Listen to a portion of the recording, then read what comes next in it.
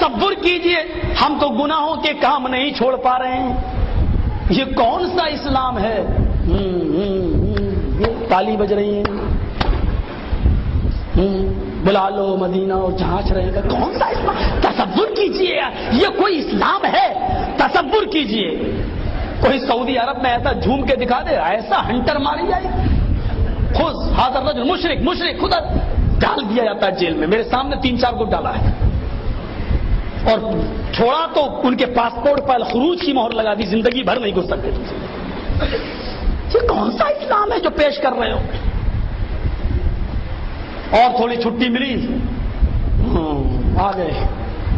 کہاں کے آ گئے پتہ نہیں کہاں کے آ گئے. مولوی صاحب ذرا دیکھ لو کیا ہوا. میری بیوی، ہاں مولوی صاحب نے دیکھ لیا، بڑی خوبصورت ہے. کیا ہوا؟ ارے 6 سال سے بچے نہیں ہو رہے مولوی صاحب، علاج کرا کے تھک گیا. ادھر آؤ، نبض دیکھی. ہے مولوی صاحب ہیں. ارے اس کے اوپر تو جنات ہیں، بچے کہاں سے ہوں گے؟ کیا ہوگا مولوی صاحب؟ جنات ہے. ہاں بہت بڑا سایہ ہے، اس کا تو اتارا کرنا پڑے گا.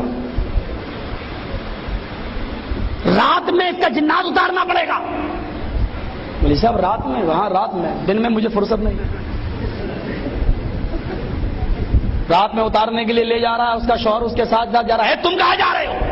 کہ میری بیوی ہے. چپ، تو یہیں بیٹھ. ارے میری بیوی ہے وہ. ارے اس کا جنات اتر کے تیرے اوپر چل جائے گا. ایک اور مصیبت، مولوی ہارنے والا نہیں ہے. بیوقوف بنانے میں جتنا ان مولویوں نے پرائم منسٹروں کو فیل کر دیا ہے، سیاستدانوں کو فیل کر دیا ہے. کہتے ہیں کہ ایک شکاری کے جال میں کوا اور کبوتر دونوں پھنس گئے. کوا بھی رو رہا ہے، کبوتر بھی رو رہا ہے. کبوتر کو غصہ آیا، کبوتر نے کوے سے کہا چپ، روتے روتے پریشان کر دیا. کوا بولا تو بھی تو رو رہا ہے. کبوتر بولا میں تو اس لیے رو رہا ہوں کیونکہ میں حلال ہوں، اور یہ شکاری جال میں سے نکالے گا اور کاٹ کے ہم کو کھائے گا، ہمیں تو کٹنا ہی کٹنا ہے، اس لیے میں رو رہا ہوں. تو کیوں رو رہا ہے؟ تو تو حرام ہے. تیرا کیا کرے گا شکاری؟ تجھے تو جال سے نکالے گا اور اڑا دے گا، تیرا کرے گا کیا؟ کوا بولا یہ جال مولوی کا ہے، جاہل کا نہیں. کہا کیا بات کر رہے ہو؟ کہاں یہ جال مولوی کا ہے اور ہمیں ڈر لگ رہا، پتہ نہیں کب حلال کا فتویٰ دے کے مجھے بھی کاٹ کے نہ کھا جائے. جو کوے اور کبوتر تک مولویوں سے پریشان ہوں تو پھر عوام، ایک کہتا اوپر باندھو، ایک کہتا نیچے باندھو. مولوی صاحب کیا صحیح؟ دونوں صحیح. ایک کہتا آمین زور سے بولو، ایک کہتا آہستہ بولو. دونوں صحیح. میں ہی پاگل ہوں، کر دو بریلی کے پاگل خانے میں بھرتی ہے، رانچی میں، آگرہ میں، کہاں لے جاؤ، کر دو، میں ہی پاگل ہوں. دونوں صحیح. ایک کہہ رہا حلال، ایک کہہ رہا حرام، دونوں صحیح. عجیب کیفیتیں پیدا کر دی ہیں، دین کو سمجھنا مشکل بنا دیا ہے. میرے پیارے ساتھیوں، آج ہم جائیں تو کہاں جائیں؟ ڈاکٹر امبیڈکر نے جب اسلام قبول کیا، قرآن حدیث پڑھی تو اسلام سمجھ میں آ گیا، کر لیا خوشی میں 20,000 لوگوں کے ساتھ. مہاتما گاندھی نے کہا مسلمان ہو گئے، بڑی خوشی کی بات ہے. کیوں اسلام کیوں قبول کیا؟ بولے ہمارے چھوت چھات ہے، برہما نے اپنے منہ سے برہمن کو پیدا کیا، ہاتھ سے ٹھاکر کو پیدا کیا، پیروں سے ہریجن کو. ارے یہ کوئی دھرم ہے؟ اس لیے اسلام کے اندر سب کو برابر برابر کہا گیا ہے، سب آپس میں بھائی بھائی ہیں. یہ کہا تو کون سا اسلام قبول کیا ہے؟ کہا کیا؟ کہا حنفی، شافعی، مالکی، حنبلی، قدری، جبریہ، چشتی، کرامتاب، برجیہ، قادیانی، اہل قرآن. کون سا؟ اس نے سب کا کتنا زبردست مطالعہ تھا مہاتما گاندھی کا. کون سا اسلام؟ اس نے کہا قرآن پڑھا سمجھ میں آ گیا، حدیث پڑھی سمجھ میں آ گیا. اب ہم کو ان 72-73 لوگوں میں اب ایک ہی صحیح ہے.